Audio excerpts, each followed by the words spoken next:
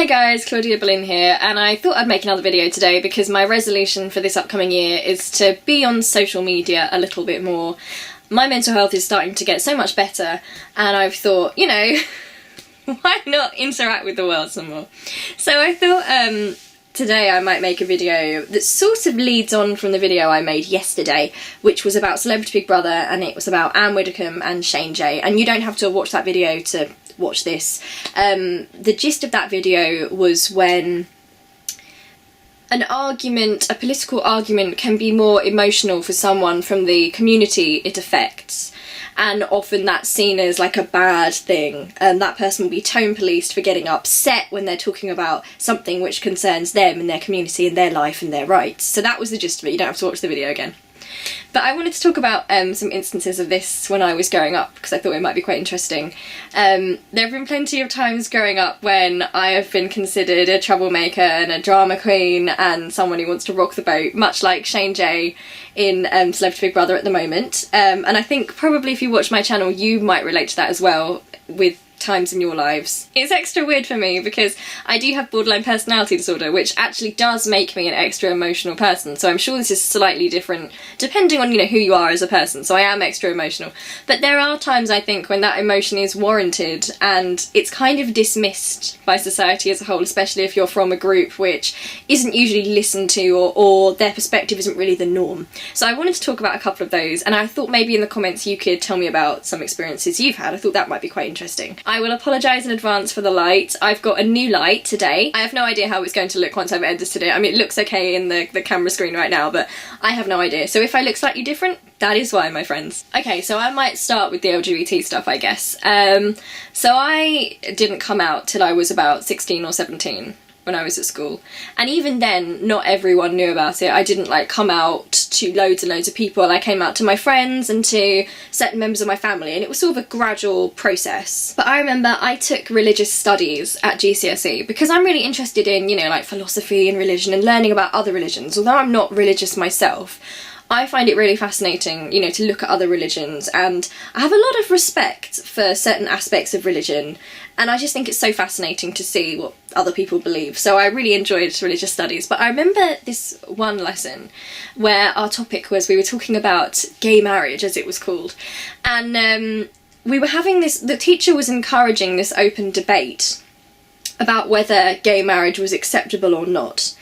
And I remember finding that quite tough because I wasn't out. But I knew I had like an inclination. I thought, you know, maybe I might be bi or something. I wasn't sure, but I felt very strongly about LGBT issues at that time because I felt this connection to them. Often, you know, before you come out you do, and then afterwards you realise, you're like, oh okay, that's why, because that's my life. And I remember there was this girl in class, you know, she might be a lovely girl, but I think her father was a member of like the Catholic Church or something, and I remember her talking about how it was wrong and sinful and, you know, not right, and marriage was between a man and a woman and it was shameful, and people were agreeing with her. And I remember like other members of the class like, yeah, that's right. And I remember I got involved in that debate a little bit, but towards the end I sort of had to just zone out of it a bit because it was really upsetting. And it might sound really silly, but to have like you as a person and like your future and your love for other people debated like that with a bunch of 15-year-olds, and you can imagine like at 15 some people aren't particularly mature, so not everyone in that class was treating it with the delicacy they should have. That was really tough, and I remember finding that really hard to deal with, but I wasn't able to explain that to anyone because I wasn't out, so I wasn't able to sort of explain that, you know, this is actually really hurting and I don't really feel comfortable. And I remember feeling sick, and I remember feeling like, I don't know how to explain it, like it's like half the class sort of thought I was disgusting and didn't think that I deserved rights, and it just became this whole thing. And I don't know if they still do that in schools now, but having people like debate your identity as if it's like this abstract concept when there's probably, I mean, I'm sure I wasn't the only LGBT person in that class. I'm pretty sure, you know, I'm sure there were other people in that class who hadn't come out. And it's just really hard, and I think maybe the teachers should have thought about that slightly. Like, that was so difficult, and I remember feeling so like incredibly upset afterwards but not being able to show it, and just feeling like this outsider, like dirty and disgusting, and just thinking about what they'd said, like my classmates. And it was just really sad. So that's one example I can think of. Another thing for me as well is that I can't let racism lie. Like, I can't deal with racism. And a lot of people think, oh, you know, people like me who find that really, like, I really can't deal with it. And I think part of it is because I just think about my dad. Like, my mum is English and my dad is Indian, and I know my dad has gone through so much racism in his life, and it's so unfair. And just the thought of it, the thought of my dad and my family going through that, like, I've heard the stories, I know what they've been through, I'm sure they're still going through it, like, hearing about my dad growing up, and it blows my mind, and it makes me so furious. So when I hear people being racist now, it's such a personal thing. Like, people act like it's this abstract concept, but it's really not. And I don't even think that just applies to people with family who are people of colour either. I mean, obviously I'm half Indian, but people don't tend to notice so much, so I don't get, like, on the site racism so much, although I have before. People act like, oh, you know, let's debate it, let's debate these racist views as if they're somehow something, you know, valuable to add to the conversation. Really, these people they're arguing that my dad is lesser and that I am an abomination for existing because I am, you know, half Indian and half English and I'm a mix. And to see more and more people starting to argue that these points of view, oh no, they should be listened to and they're very valid and they should be debated. I can't tell you how scary that is. Like, it's really, really scary, because I am someone who 100%, I do agree that we should debate things, I do agree with that, but more and more people are starting to see, like, fascism and racism as, like, just an alternative point of view rather than a very dangerous alternative point of view. And that's what worries me sometimes about some people sort of in the middle who just think, oh, you know, I'll just take a middle stance and then we can just debate both sides. I don't think that it's right that someone who argues that people like me and people like my family are lesser, I don't think that should be given the same level of, you know, let's listen to that. I'm probably not explaining that right, but I feel so passionately about that, and I see it happening a lot online, and this idea that, well, you have to listen to all points of view, otherwise you're a bigot, and they're kind of acting like people like me and people like my family don't have to listen to that all the time anyway. Like, it's a constant thing. I know, because I'm on YouTube, you know, I get so many nasty messages, you know, telling me to go back to India and all sorts of horrible things, and racial slurs which don't even apply to where I come from because they're actually so ridiculous that they've got it wrong. You know, I get that all the time, so I know what people think. I don't need to sit down and debate someone who thinks that, so that worries me. I've gone totally off topic, but I just thought of that just now. So let's talk more about the gay marriage thing, because that debate was happening in this country, in England, in the UK, around the time when I was coming out. So that was tough. That was really tough. And I remember one particular outburst I had, and I got really upset, and I think my family thought I just completely lost the plot. We were having, like, we're a family who does talk about politics a lot. Like, we've got some strong women in my family, and for that I'm grateful, because it's made me a strong woman. Like, my grandma and my mum, they will speak their minds, and if they see an injustice or what they perceive to be an injustice, they'll stand up. And I admire that, I do admire that. But in some ways it's quite difficult, because sometimes we'll sit down and, you know, have a debate, and sometimes, you know, you don't always want to have a debate with your family all the time, because sometimes you just, no, I don't want to do that. But I remember the gay marriage debate coming up and hearing the most horrible views coming out of the mouths of the people I love the most in the world. And I'm not going to name and shame them, because they've changed their opinions now. Like they've totally changed, and I really, it's made me realise that, you know, bigotry, sometimes it really is just a lack of knowledge. And I know that since I've come out and I've spoken more about, you know, what that means, my family have gone on this journey with me. I mean, I'm not saying they were homophobic or anything to begin with. My family have always been quite open-minded people. But, you know, there's certain things that straight people who aren't exposed to LGBT issues, they believe, and they've been on a journey with me, and I feel so proud and so blessed that they've, you know, really embraced it, and, like, now they talk to me about it, and it's really nice. I was having a conversation with my grandma the other day, and she was like, come on, Claudie, we've got to get you married, we've got to find you the girl or the guy of your dreams, and just little things like that. It's just so nice. But yeah, it has made me realise that people do change and grow, and it's just about life experience and what people are exposed to. I don't think a lot of people who hold bigoted opinions or like homophobic opinions, racist opinions, are evil people. They're just people who need to be educated and just have lived that life. Well, they haven't been exposed to that stuff, again, which is why representation on TV and things like that is so important, because it makes people realise, wait a second, you know, wait a minute, this thing I've thought all my life, it doesn't make any sense. These people are just like us. So that's so important. So I've gone completely off. But yeah, I remember all sorts of views coming out of the mouths of people I love and respect, you know, like, you know, what next? Will they be marrying dogs? Oh, it's our word. It should be between a man and a woman. Why they have to take our word? If you know, gay people can get married, then you'll have old men marrying little boys, and all sorts of nasty opinions coming out of the mouths of the people you love. And it just really got to me over a period of time.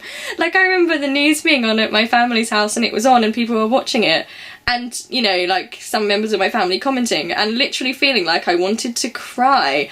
And that probably sounds really dramatic, but it really felt so bad. It felt really bad. And like I say, like, I'm not trying to get at my family. I think this is so true of so many people. Families, they move with us. I mean, we all know what we're exposed to. Like, for example, when I first came onto the internet, I didn't know anything about trans issues, so I would have been transphobic, not because I had any hatred towards trans people, but because I didn't know, and, you know, I was ignorant. And it's all about learning, isn't it, about other groups, which is why, again, I talk about representation and trying to talk about different experiences, because it helps us understand each other. So, you know, I'm not going to judge someone for having an opinion and changing it, because I'd be judging myself. You know, all of us, none of us started off perfect. We all have grown from what we were taught, and if you're not taught certain things, you just don't know them. But I remember this argument that went on in my family, and I cried. Like, I cried a lot, and it just really got to me. Remember, I also have BPD, so I get really upset. But, you know, this was over a while, hearing these debates on the TV all the time, and then hearing my family say things, and seeing posts from people on social media that I admire that, you know, thought that I shouldn't have the right to get married or, you know, have kids and that kind of thing. And hearing a lot of homophobia, it was hard, especially because I hadn't been out long either, so I wasn't super confident in it like I am now. Like, now I'll just take people on. Now I'll just say, that's ridiculous, what are you talking about?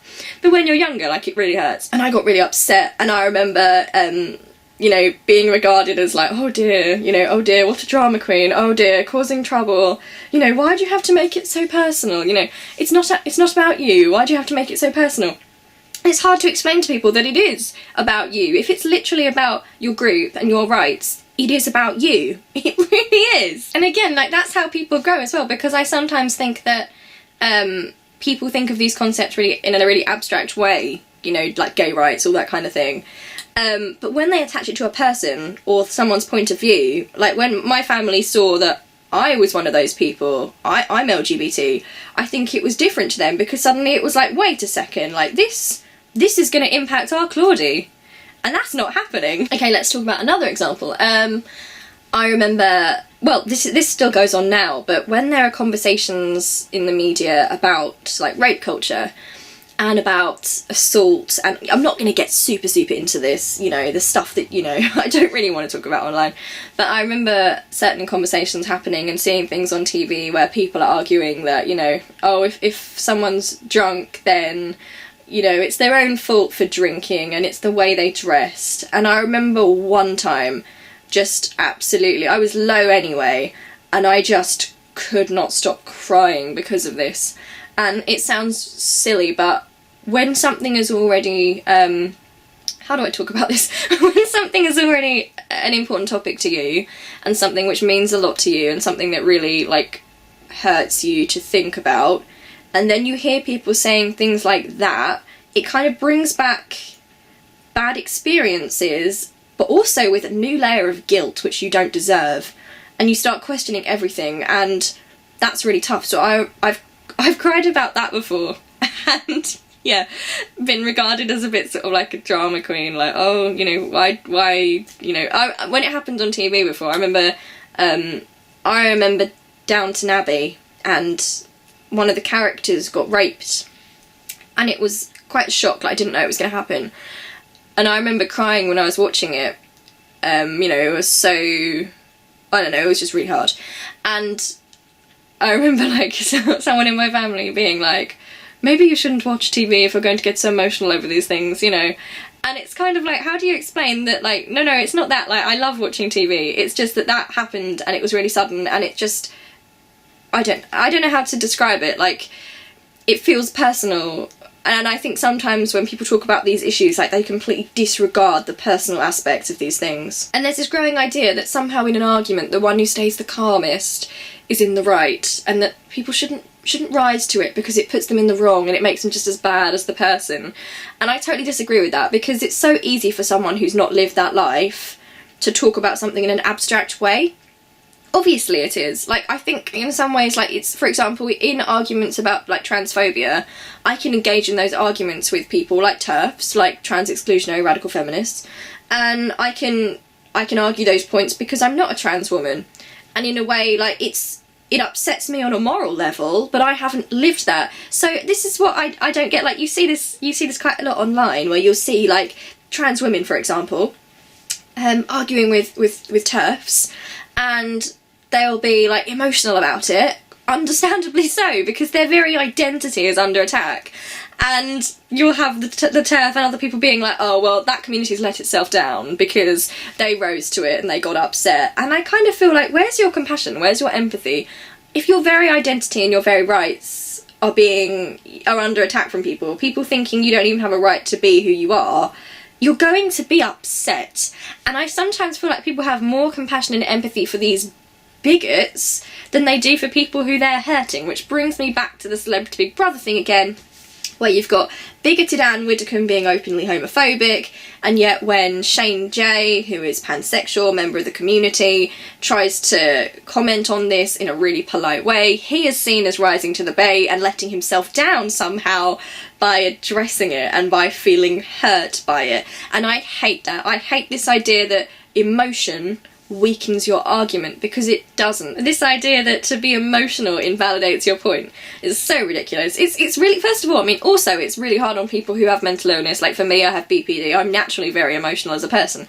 Does that discount my opinions on things? Really? And also, I'd argue that sometimes in these huge social issues, if you're not feeling emotion attached to a topic, then in some ways I feel like you shouldn't really be speaking on it.